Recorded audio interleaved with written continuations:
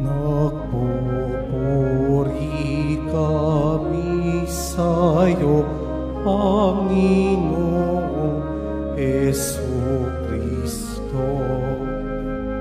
Nagpupuri kami sa'yo, Panginoong Jesucristo. Mapalad ang nag-iingat sa kaniyang pusong matapat ng salitang nagbubuhat sa buong Diyos ng liwanag, sa tiyagay ganap. Nagpupuri kami sa'yo, Panginoong Jesucristo. Sumainyo ang Panginoon. At sumayo rin. Ang mabuting balita ng Panginoon ayon kay San Juan. Papuri sa iyo, Panginoon. Noong panahong iyon, marami sa mga nakarinig kay Jesus ang nagsabi, tunay ngang ito ang propetang hinihintay natin. Ito nga ang Mesiyas, sabi ng iba. Ngunit sumagot naman ng iba pa, maaari bang magmula sa Galilea ang Mesiyas? Hindi ba sinabi ng kasulatan na magmumula ang Mesiyas sa lipi ni David at sa Bethlehem, sa bayan ni David, ipapanganak? Magkakaiba ang palagay ng mga tao tungkol sa kanya. Ibig ng ilan na dakpin siya, ngunit wala namang nangahas humuli sa kanya. Ang mga kawal na bantay sa templo ay nagbalik sa mga punong saserdote at mga pariseyo. Bakit niyo siya dinala rito? Tanong nila sa mga bantay.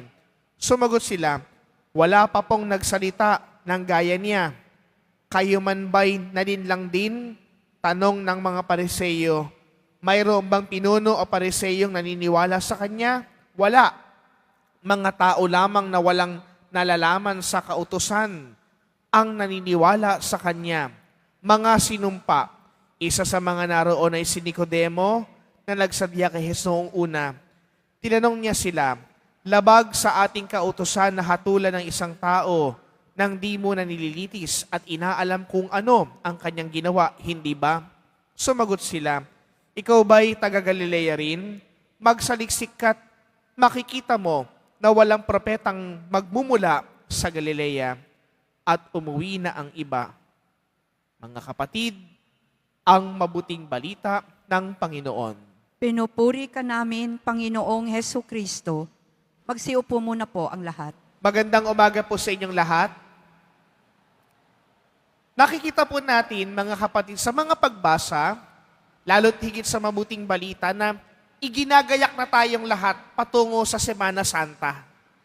Nakita po natin na ang mga paratang ng mga Hudyo laban kay Jesus, nais nilang dakpin siya, pulihin, patayin, para tumigil, upang makita nating lahat ang kanyang pagpapakasakit, pagkamatay at muling pagkabuhay. Kaya po sa mga pagbasang ito ay paghahanda natin patungo sa pinakamataas na antas ng paghahanda ngayong panahon ng Kwaresma. At ito nga po, yung pong tinatawag nating Paschal Triduum. Mga kapatid, sa pagbasa, lalo't higit sa mabuting balita, mayroon pong katotohanan na ipinakita ang iba't ibang mga Hudyo. Mayroong iba na nagsasabing si Jesus ang Kristo, siya ang Mesiyas, siya ang iniintay nila.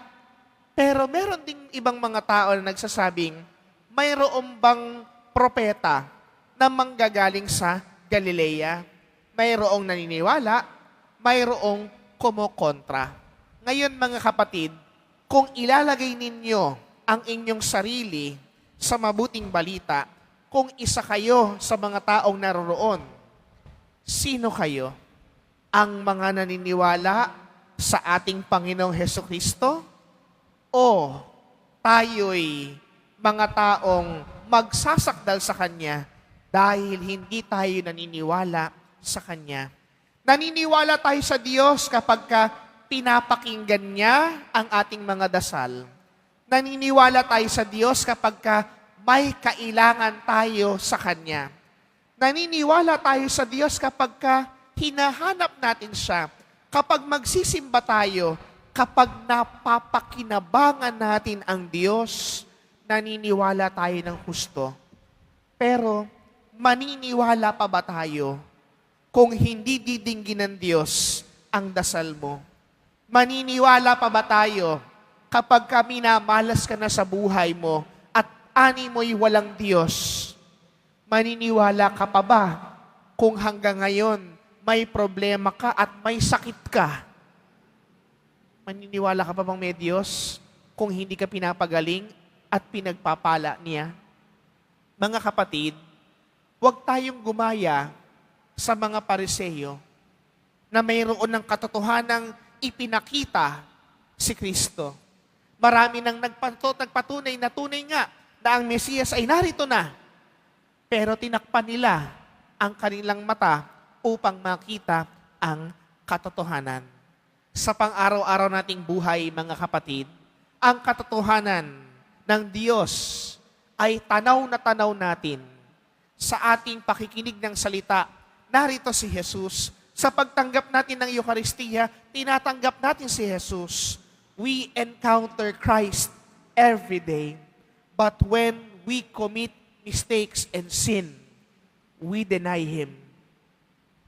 Mga kapatid, sa araw-araw tayo nagsisimba dito, sa araw-araw tayong namimintuho sa poong Jesus Nazareno, naniniwala ka ba talagang totoo?